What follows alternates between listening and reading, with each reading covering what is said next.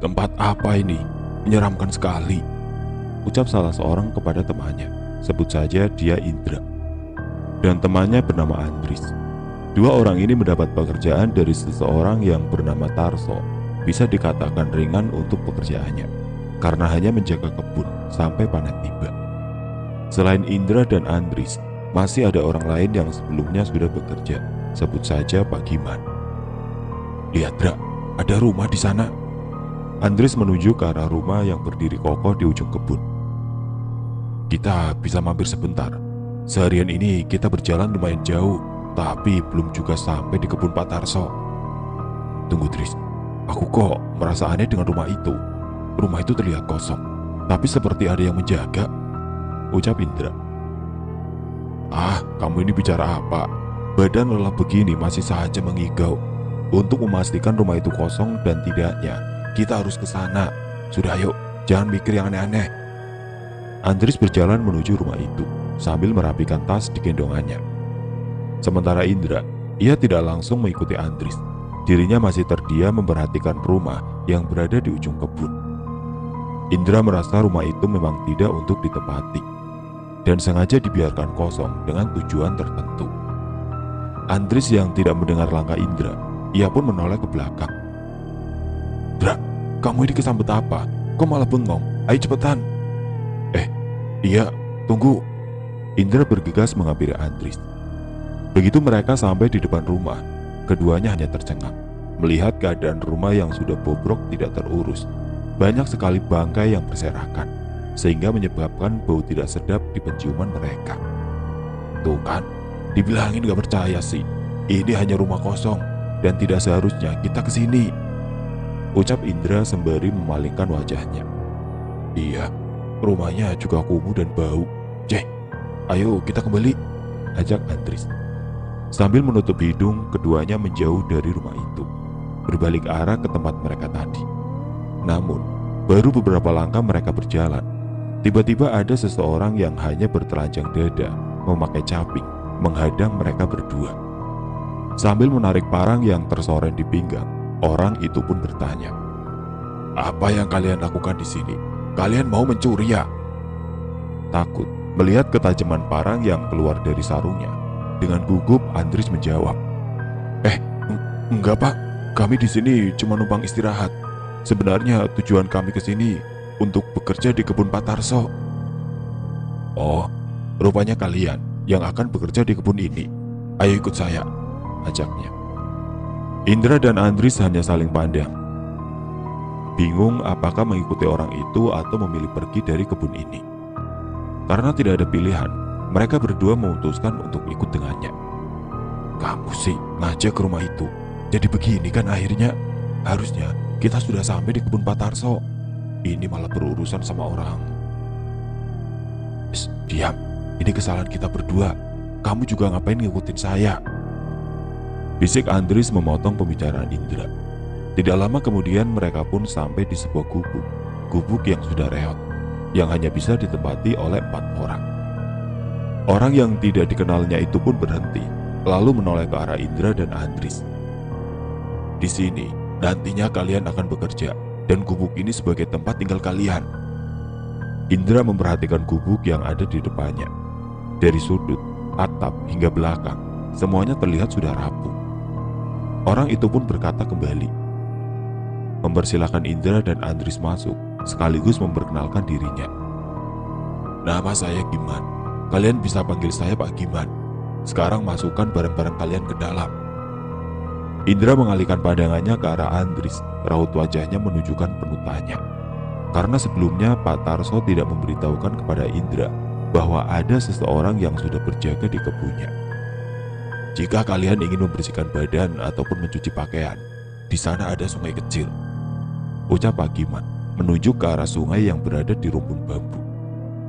Setelah mengantar Indra dan Andris ke gubuk, Pak Giman pun pergi meninggalkan mereka. Indra langsung mengajak Andris masuk ke dalam, tidak tahan ingin segera istirahat setelah menempuh perjalanan cukup jauh. "Ternyata kebun Pak Tarso sangat luas ya. Mungkin kebun yang kita lewati tadi miliknya juga," ucap Andris.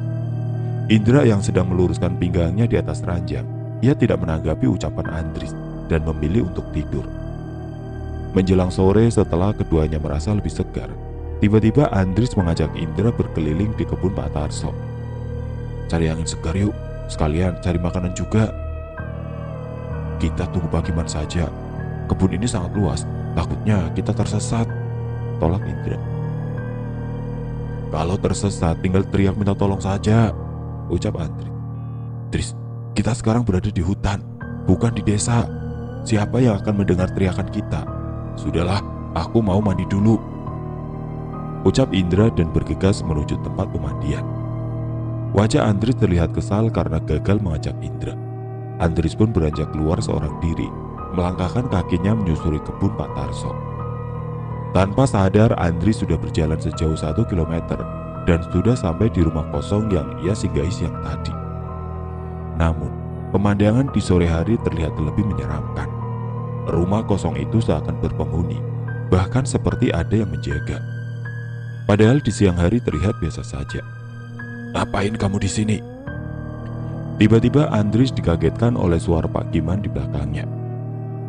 Bapak bikin kaget saja," ucap Andries. "Sudah, sana kembali ke kubu, jangan keluyuran sendirian," ucap Pak Giman. Andries langsung menuruti perintah Pak Giman. Meski sebenarnya masih ingin berkeliling, tapi Andries tidak berani membantah. Sesampainya di gubuk, terlihat Indra sudah berpakaian rapi, duduk di depan gubuk sambil menyesap kopi. "Dari mana kamu? Sudah sore bukannya mandi malah keluyuran?" tanya Indra. Andries tidak menjawab. Ia langsung masuk ke dalam mengambil handuk dan bergegas mandi. Menjelang malam, Pak Giman datang menghampiri Indra dan Andries. Ia memberitahukan kepada mereka bahwa besok pagi sudah mulai bekerja. Selain itu, Pak Giman juga memberitahukan tempat-tempat yang tidak boleh didekati. "Setelah saya pergi, kalian langsung tidur ya. Jangan ada yang berjaga. Itu saja pesan saya," ucap Pak Giman dan beranjak keluar. "Jangan lupa, kunci pintu," teriak Pak Giman dari luar. Indra langsung menutup pintu rapat-rapat dan menguncinya dari dalam. "Dra, Pak Giman sudah pergi. Bagaimana kalau malam ini kita periksa rumah kosong itu? Aku penasaran," ajak Andries. "Dris, sudahlah, kamu tidak dengar ucapan Pak Giman. Lagi pula mataku sudah ngantuk berat." Indra menolak ajakan Andries dan langsung beranjak ke atas ranjang merebahkan badannya. Andries terlihat bingung harus melakukan apa. Berkali-kali Andries menggoyangkan tubuh Indra, akan tetapi Indra tidak menghiraukannya. Hingga menjelang pertengahan malam, karena suasana di dalam gubuk terasa panas, Andries berniat membuka jendela agar angin malam bisa masuk. Begitu jendela dibuka, Andries melihat ada seseorang membawa obor, berjalan menuju rumah kosong. Siapa itu? Kenapa malam-malam keliaran di tengah hutan? Karena penasaran, Andries menghampiri Indra yang sudah terlelap, lalu menggoyangkan tubuh Indra dan memaksanya bangun. "Dra, ada orang. Aku serius ini. Kamu bangun dulu sebentar deh. Coba lihat dari balik jendela," ucap Andries sambil menarik tangan Indra, memaksa Indra bangun. "Ada apa sih, Dris? Sudah malam bukannya tidur, ganggu orang saja." Sambil memucak matanya, Indra berjalan mendekati jendela. Dalam keadaan setengah sadar, samar-samar Indra melihat ada seseorang.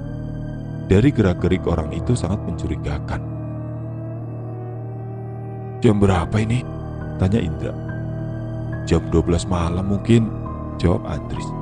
Sembari menutup jendela, Indra hanya bergumam, "Masa sih di kebun ini ada pencuri? Apa yang diinginkan orang itu? Sementara di kebun ini tidak ada apapun." Dan kembali ke atas ranjang mengajak Andries agar segera tidur. Keesokannya pagi-pagi sekali Indra sudah terbangun. Sementara Andries dirinya masih terlelap di alam mimpi. Indra mengambil handuk dan pergi mandi ke sungai. Sepulangnya dari sungai, Indra melihat Pak Giman sudah duduk di depan gubuk. "Selamat pagi, Pak," sapa Indra sebelum masuk ke dalam. "Ya, pagi," jawabnya datar. "Tolong ingatkan pada temanmu, jangan ceroboh. Hampir saja semalam saya membunuhnya." "Maksudnya, Pak?" tanya Indra. Pak Giman menatap ke arah Indra dengan sorot matanya yang tajam. Pak Giman berkata, "Ingatkan saja pada temanmu." Indra mengangguk dan masuk ke dalam, membangunkan Andries yang masih terlelap. "Tris, bangun, cepet mandi." Tubuh Andris menggeliat merasakan sentuhan dingin dari tangannya. Sambil mengucek mata, Andris berjalan ke belakang untuk membasuh wajah. "Kamu nggak mandi, Tris?" tanya Indra yang melihat Andris mengelap wajahnya dengan handuk. "Enggak, dingin." Jawabnya. Mereka berdua duduk di depan gubuk, menikmati udara pagi, menunggu kedatangan Pak Giman. Pandangan Indra lurus ke depan, satu kakinya menumpang di atas paha. Dengan nada datar, Indra bertanya, "Kamu semalam pergi kemana, Tris?" "Enggak kemana-mana, setelah kamu tidur, aku juga langsung tidur," jawab Andris. "Maksudmu apa bertanya begitu?" Tatapan Andris mengarah kepadanya, seakan mereka risih dengan pertanyaan Indra. "Sudah, lupakan. Tuh, Pak Giman sudah datang," jawab Indra. Terlihat Pak Giman membawa 2 bekal makanan di tangannya, lalu memberikan kepada mereka berdua untuk sarapan pagi. Selesai makan, Pak Giman kembali mengingatkan kepada Andris dan Indra bahwa di kebun Pak Tarso ada beberapa tempat yang tidak boleh dikunjungi. Selain itu, banyak juga jebakan yang sudah dipasang. Tujuannya agar tidak ada orang yang mencuri. Maka dari itu Pak Giman melarang mereka keluar di malam hari, khawatir terkena jebakan yang sudah dipasang sebelumnya. Namun, yang membuat Indra bertanya-tanya, jika memang sudah dipasang jebakan, baik jebakan untuk hewan liar ataupun manusia, kenapa Pak Tarso menyuruh orang untuk menjaga kebunnya? Pertanyaan itu pun Indra lontarkan kepada Pak Giman. Dengan gamblang, Pak Giman menjelaskan, jebakan yang dipasang hanya beberapa saja, tentu tidaklah cukup, apalagi jika sudah menjelang panen. Besar kemungkinan para pencuri datang tidak hanya di malam hari, bisa saja di setiap waktu para pencuri akan datang. "Tapi Pak, yang akan dipanen ini apa?" tanya Indra. "Sementara di kebun Pak Tarso cuma ada pohon-pohon rimbun, tidak ada buah-buahan yang berharga." Semenjak menginjakkan kaki di kebun Pak Tarso, Indra sudah dibuat penasaran, tapi tidak ada kesempatan untuk bertanya karena kurangnya waktu.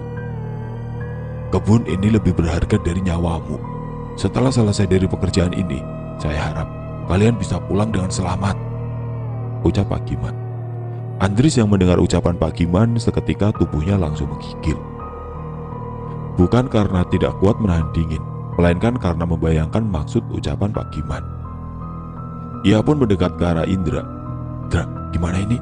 Kok malah bawa-bawa nyawa? Apa kita mengundurkan diri saja sekarang, daripada terjadi apa-apa nantinya?" Indra hanya menggelengkan kepala. Dirinya masih ingin mendengarkan ucapan Pak Giman. Tapi sayangnya, Pak Giman langsung mengajak mereka berdua berkeliling, menunjukkan perbatasan kebun milik Pak Tarso, serta tempat-tempat yang tidak boleh dikunjungi. Salah satunya adalah rumah kosong. "Di sini kamu akan berjaga. Setiap malam, kamu bisa mengunjungi kapan saja. Intinya jika ada yang mencurigakan, kamu harus siap," jelas Pak Giman kepada Indra. "Untukmu, Tris, kamu berjaga di perbatasan ujung sana. Kalian bisa bertukar posisi," lanjutnya. "Tapi Pak, ini kan dekat rumah kosong. Katanya tidak boleh dikunjungi. Kenapa saya ditempatkan di sini?" tanya Indra penasaran. "Yang tidak boleh dikunjungi hanya rumah itu," jawab Pak Giman menunjuk ke arah rumah kosong. Setelah berkeliling, mereka semua kembali ke gubuk. Sesampainya di dalam gubuk, lagi-lagi Pak Giman pamit keluar. Hal itu membuat Indra curiga terhadapnya. Curiga akan sesuatu yang memang sudah direncanakan sejak awal. Melihat Pak Giman yang sudah berada jauh, sontak Indra pun langsung mengejar. "Pak, tunggu!" seru Indra lalu bertanya. "Kalau mau ke desa, jalannya ke arah mana ya?" "Dari sini kamu jalan ke arah kanan. Kurang lebih memakan waktu 3 jam untuk sampai ke desa," jelas Pak Giman. "Tapi kamu perlu hati-hati, karena jalannya diselimuti kabut. Jika salah langkah, resikonya kamu akan celaka." Setelah menjelaskan semuanya, Pak Giman beranjak pergi. Kini hanya tinggal Indra dan Andris yang berada di kebun. Sementara Pak Giman tidak tahu pergi kemana. Yang jelas, semenjak mereka tinggal di kebun, Pak Giman jarang sekali meluangkan waktu untuk mengobrol. Tidak terasa hari sudah semakin sore. Terlihat langit yang sudah kemerah-merahan. Indra yang kala itu sudah siap dengan peralatannya. Ia pun menghampiri Andris yang masih duduk di bangku. "Tris, Malam ini malam pertama kita bekerja. Ingat, di sini kita untuk bekerja, bukan untuk mencari pengetahuan hal-hal yang tidak penting, ucap Indra. Andris tidak menanggapi ucapan Indra. Raut wajahnya terlihat gelisah. Jika dilihat dari latar belakangnya, Andris memang orang yang ceroboh. Namun semenjak Pak Giman menjelaskan mengenai pekerjaannya, Andris lebih banyak diam. Entah apa sebenarnya yang ada dalam pikiran Andris, sehingga ia berubah menjadi pendiam. Meski begitu, sikap kecerobohannya masih melekat pada diri Andris. Malam pun tiba. Keduanya bersiap-siap mengambil posisi sesuai dengan arahan Pak Giman. Indra berjaga di dekat rumah kosong, sementara Andris berjaga di ujung kulon perbatasan kebun. Tidak jauh dari tempat Andris berjaga terdapat beberapa patok yang sudah ditancapkan. Mungkin saja itu adalah patok perbatasan. Meskipun hanya patok, tapi Pak Giman melarang mereka untuk tidak melewatinya. Gemuruh angin yang berembus menyentuh kulit membuat Indra semakin menggigil. Indra yang awalnya biasa saja, tiba-tiba ia merasa merinding ketika angin malam menyentuh kulitnya. Hembusan angin itu seolah membawa Indra ke alam lain. Ditambah lagi suara gemercik air dari tempat pemandian, serta suara gesekan dari dahan pohon yang tertiup angin, sehingga Indra dapat merasakan betapa menyeramkannya berada di kebun milik Pak Tarso. Indra yang sudah terbiasa bekerja di kebun, baik malam ataupun siang, baru kali ini ia merasa merinding sekaligus takut. Seluruh tubuhnya gemetar, padahal malam belum begitu larut. Indra duduk di bawah pohon, bersandar di batangnya. Kepalanya menengadah ke atas, mencoba menenangkan diri. Matanya melirik ranting-ranting yang bergoyang. Tiba-tiba, dari kejauhan terdengar suara menjerit mengagetkan Indra seketika. Indra bangkit dari duduknya, menoleh ke sana kemari. Pandangannya tertuju ke arah rumah kosong. Berjalan mengendap, samar-samar Indra melihat banyak yang berjaga di depan rumah kosong. Namun yang membuat Indra bertanya-tanya, dari mana datangnya penjaga itu, dan kenapa semuanya tampak diam. Tidak ada pergerakan sama sekali, seperti mayat yang sengaja dibangkitkan. Matanya fokus memperhatikan penjaga yang ada di rumah kosong itu. Pancaran cahaya dari bulan purnama memperlihatkannya dengan jelas bahwa mereka semua adalah mayat. Pantas saja dari awal aku sudah merasa ada yang aneh. Jadi ini alasan Pak Giman menyuruhku berjaga di dekat rumah kosong itu. Gumam Indra perlahan berjalan mundur. Langkahnya terhenti ketika punggung Indra menabrak sesuatu. Begitu Indra menoleh, rupanya dia adalah Andris. "Kamu ngapain kesini, Andris? Bikin kaget saja. Sana kembali ke tempatmu," ucap Indra dengan nafas terengah-engah. Dengan suara gemetar, Andris memohon diri kepada Indra. Aku takut, Indra. Di sana tempatnya gelap.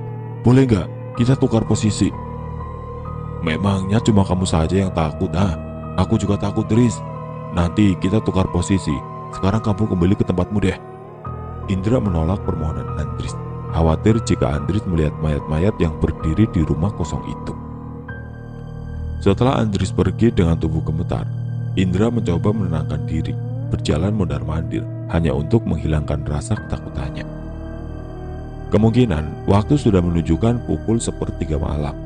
Dikarenakan tidak terlihat tanda-tanda datangnya para pencuri, Indra pun bergegas menghampiri Andris dan berniat menemaninya hingga pagi tiba. Sesampainya di sana, Indra melihat Andris tengah duduk berpangku tangan di bawah pohon. Lalu Indra pun mendekat dan duduk di samping Andris.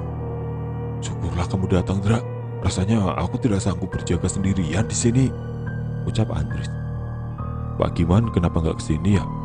Seharusnya dia menemani kita," tanya Indra. Andris hanya menggelengkan kepala.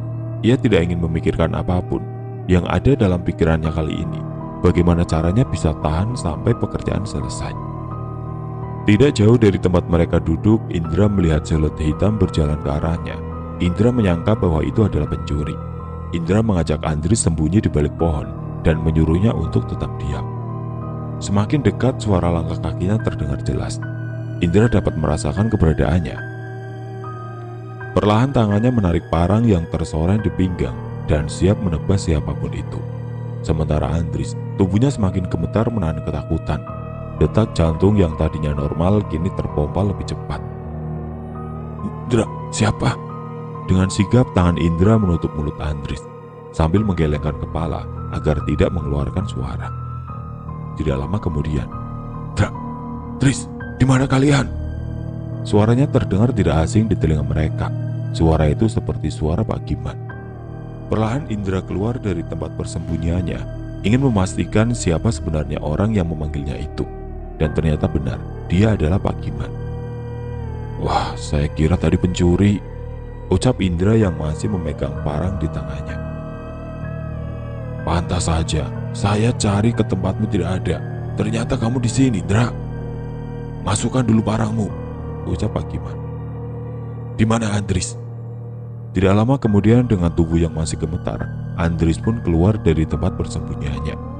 Walaupun dari tadi mendengar percakapan Pak Giman dan Indra, raut wajah Andris masih terlihat ketakutan. Kemudian Pak Giman menyuruh Indra dan Andris kembali ke gubuk agar beristirahat, sementara yang melanjutkan berjaga sampai pagi adalah Pak Giman sendiri. Keduanya bergegas menuju gubuk, melewati rerumputan liar, sambil mencari jalan agar cepat sampai. Karena tempat Andris berjaga lumayan gelap, banyak ditumbuhi pepohonan, tidak seperti tempat Indra, masih bisa terkena cahaya bulan. Setelah berjalan cukup jauh, akhirnya mereka sampai di gubuk. Mungkin karena lelah ataupun ngantuk, tanpa mencuci kaki dan membasuh wajah terlebih dahulu, mereka langsung merebahkan tubuhnya di atas ranjang. Keesokan paginya kemungkinan sekitar pukul 8 sambil membawa bekal makanan, Pak Giman melihat Indra dan Andris masih terlelap. Mungkin karena tidak mau mengganggu atau sengaja tidak mau membangunkan mereka berdua, Pak Giman menaruh bekal makanan itu di dapur dan setelahnya ia pun pergi. Menjelang siang, tepatnya jam 10, Indra yang sudah bangun lebih dulu, ia pun bergegas ke belakang gubuk, berniat membasuh wajah. Ketika sampai di dapur, Indra melihat 2 bekal makanan di atas dipan. Tentu Indra sudah bisa menebak dari mana bekal makanan itu. Setelah membasuh wajah, Indra menghampiri Andris yang masih terlelap. Berkali-kali Indra menggoyangkan tubuh Andris. Andris masih saja mengigau. "Masih pagi, Indra, cuacanya juga dingin." "Memang dasar kebo, cepat bangun, di dapur sudah ada makanan tuh." Mendengar ada makanan, mata Andris yang tadinya ngantuk tiba-tiba terasa segar dan langsung bergegas pergi ke dapur mengambil makanan. Tanpa membasuh wajah terlebih dahulu, Andris langsung melahap semua makanan yang ada di atas dipan, bahkan tidak menyisakan untuk Indra. Selesai makan, Andris kembali menghampiri Indra, duduk di sampingnya. "Kalau sudah kenyang begini, bikin mata jadi ngantuk. Siapa yang bawa makanan ke sini, Indra?" Dengan perasaan kesal, Indra menjawab sekenanya. "Pak Giman, mungkin tadi pagi dia ke sini, hanya saja kita masih tidur." Kemudian Indra pergi ke dapur, berniat mengambil makanan karena perutnya sudah terasa lapar. Akan tetapi yang tersisa hanya bungkusannya saja, bungkus yang terbuat dari daun pisang. "Tris, kamu yang menghabiskan semua makanan ini, tah?" tanya Indra. Dengan santainya, Andris hanya mengiyakan pertanyaan Indra, lalu mengambil handuk dan bergegas pergi ke sungai. Kesal, ya, memang kesal, tapi mau bagaimana lagi, semua makanannya sudah habis. Sepulangnya dari sungai, Andris melihat wajah Indra masih saja ditekuk. Mungkin karena makanan yang ia habiskan, tapi sedikit pun Andris tidak merasa bersalah. Tidak terasa hari semakin siang. Perkiraan sudah pukul 12:30 siang. Indra yang sudah tidak kuat lagi menahan lapar, ia pun mengajak Andris untuk pergi ke desa. Tentu saja Andris tidak menolaknya. Menurut penjelasan Pak Giman, jalan menuju ke desa kurang lebih memakan waktu 3 jam. Dan jalannya ditutupi oleh kabut. Keduanya pun bergegas saat itu juga karena waktu hanya sedikit. Setelah melewati jalan setapak, sampailah mereka di jalan yang dimaksud oleh Pak Giman. Jalan itu memang terlihat menyeramkan karena di tepi kanannya terdapat jurang, sementara di tepi kirinya ditumbuhi pepohonan liar, tapi tidak dipenuhi oleh kabut. Mereka berdua terus menyusuri jalan hingga sampailah di sebuah desa. Desa yang masih belum ramai penduduk, namun terlihat asri dan terasa lebih nyaman. Keduanya duduk sejenak untuk melepas lelah. Dari raut wajahnya terlihat kebingungan, karena tidak ada orang yang mereka temui. Tidak berapa lama. "Mas, bukan penduduk asli sini ya?" tanya seseorang menepuk pundak Indra dari arah belakang. Sontak keduanya langsung terhenyak. Begitu menoleh, rupanya sudah ada orang yang usianya mungkin seumuran dengan mereka. "Kok Mas bisa tahu?" tanya Indra. "Aku dari tadi memperhatikan kalian berdua," jawabnya.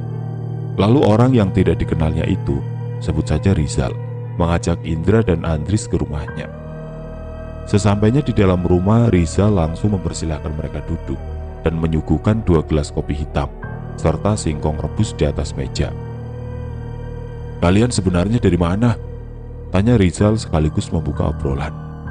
Sambil menyesap kopi yang sudah disuguhkan, Indra pun menjelaskan bahwa mereka berdua bekerja di kebun Pak Tarso, bekerja sebagai penjaga kebun.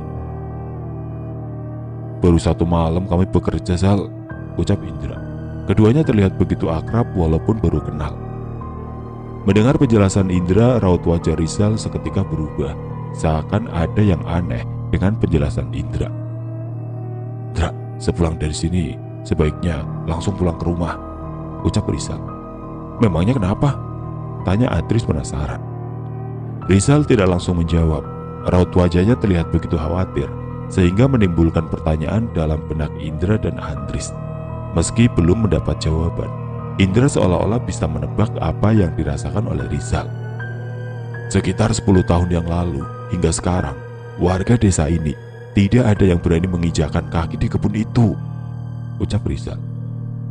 "Waktu itu mungkin umurku masih 15 tahun. Sebelum menceritakan semuanya, Rizal mengingat-ingat kembali masa lalunya, menyelam di kehidupannya yang begitu kelam, sehingga menyebabkan trauma sampai saat ini. Sepintas ingatan. Dulu kebun itu statusnya masih sengketa antara Tarso dan adik laki-lakinya Tarno. Keduanya sama-sama ingin memiliki kebun peninggalan ayahnya, padahal kebun itu tidak diwariskan kepada mereka. Sang ayah, Pak Jum, memang memiliki beberapa lahan perkebunan. Sebagian kebun sudah diwariskan kepada anak-anaknya dan sebagiannya lagi diwakafkan. Namun, hal itu malah menjadi perdebatan antara mereka. Tarso yang merasa lebih tua dari saudaranya, ia tidak terima jika bagiannya disamaratakan. Suatu hari, Tarso memergoki ayahnya tengah berbincang dengan Pak Sahrul, orang tua Rizal, dan memberikan selembar kertas. Kemungkinan itu adalah surat warisan. Terlihat dari gerak-gerik Pak Sahrul, ia seakan menolak. Tapi Pak Jum tetap memberikannya. "Semenjak ditinggal pergi oleh istriku, aku sudah tidak memiliki apa-apa lagi. Semuanya terasa hampa," ucap Pak Jum. "Kemungkinan tidak lama lagi aku akan menyusul istriku. Terimalah, kelak akan berguna untuk anak dan cucumu nanti." Meski ragu, dengan keterpaksaan Pak Samsul menerima surat warisan tersebut. Tarso yang melihat sekaligus mendengar percakapan mereka. Dirinya merasa geram dan menganggap ayahnya pilih kasih. Ia pun mulai menyusun rencana agar kebun itu bisa menjadi miliknya. Ditemuilah adiknya saat itu juga dan memberitahukan kepada adiknya bahwa salah satu kebun sudah diberikan atau diwariskan kepada Sahrul, seorang pembantu di rumah ini. Kakak dan adik ini, yakni Tarso dan Tarno, memang memiliki watak yang sama-sama keras dan serakah. Tarno yang mendengarnya langsung tercengang. Bisa-bisanya sang ayah dengan sukarela memberikan kebun itu, padahal Pak Sahrul bukanlah bagian dari keluarganya. Dengan penuh amarah, Tarno bergegas menemui ayahnya dan langsung merebut surat warisan dari tangan Pak Sahrul. Tarno juga mengancam ayahnya, "Jika kebun itu tidak diwariskan kepadaku, jangan harap." Melihat tingkah Tarno yang dirasa kurang sopan, Pak Jum langsung menampar dengan tamparan yang sangat keras. Lalu mengambil kembali surat warisan tersebut dan memberikannya kepada Pak Sahrul. Perlakuan kasar dari Pak Jum membuat Tarno menjadi dendam terhadap ayahnya sendiri. Sejak saat itulah Tarno memutuskan meninggalkan rumah. Pak Sahrul yang menyaksikan pertengkaran Tarno dan Pak Jum, ia merasa tidak enak hati dan merasa dirinya hanyalah benalu yang selalu membawa masalah di keluarga Pak Jum. Terlebih ketika melihat Tarno benar-benar meninggalkan rumah. Pak Sahrul memohon kepada Pak Jum agar kebun yang diberikan padanya sebaiknya diwariskan kepada kedua anak Pak Jum saja dan dibagi sebagaimana mestinya.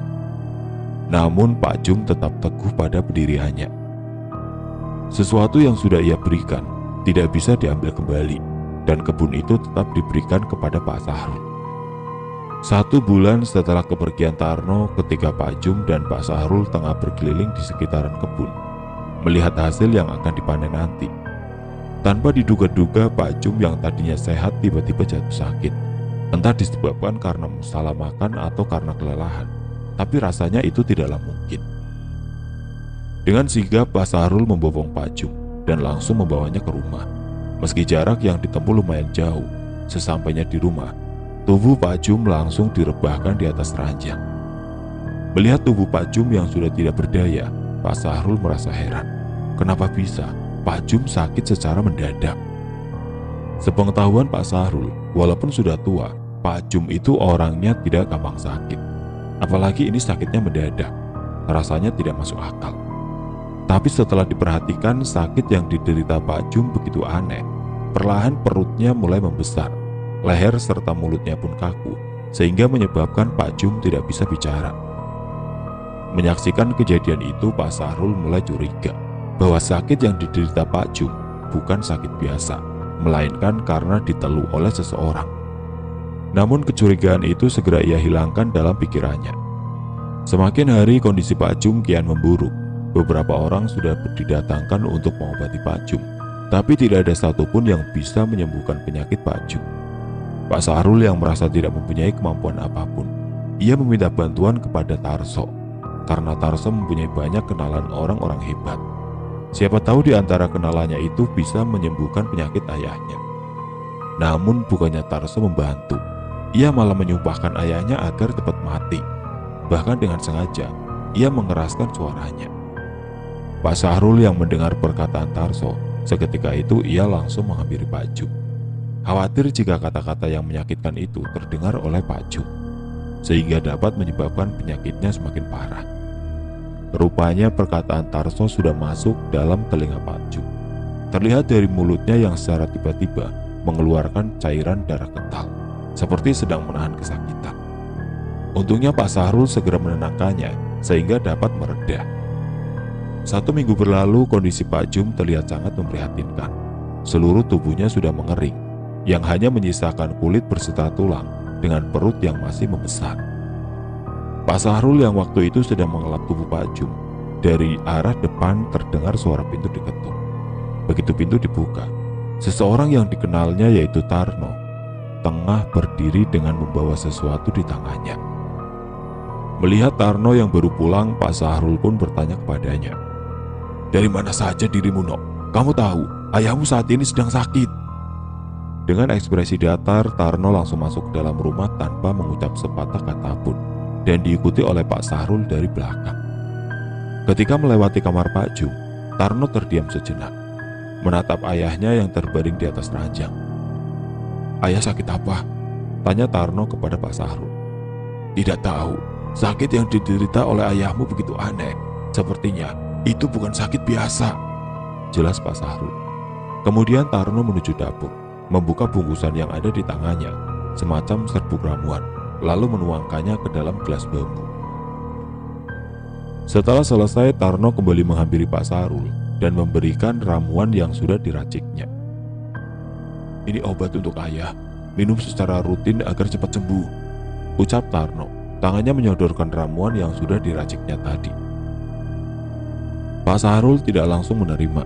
Dalam dirinya masih ada keraguan mengenai ramuan yang diracik oleh Tarno. Dengan penuh curiga, Pak Sahrul bertanya, "Ramuan apa yang kamu racik itu?" Tarno merasa tersinggung mendengar pertanyaan Pak Sahrul. Dengan ketus, Tarno hanya menjawab, "Bapak di sini bukan siapa-siapa, tidak berhak bertanya seperti itu.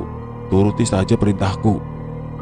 Setelah memberikan ramuan yang dibawanya, Tarno langsung bergegas meninggalkan rumah.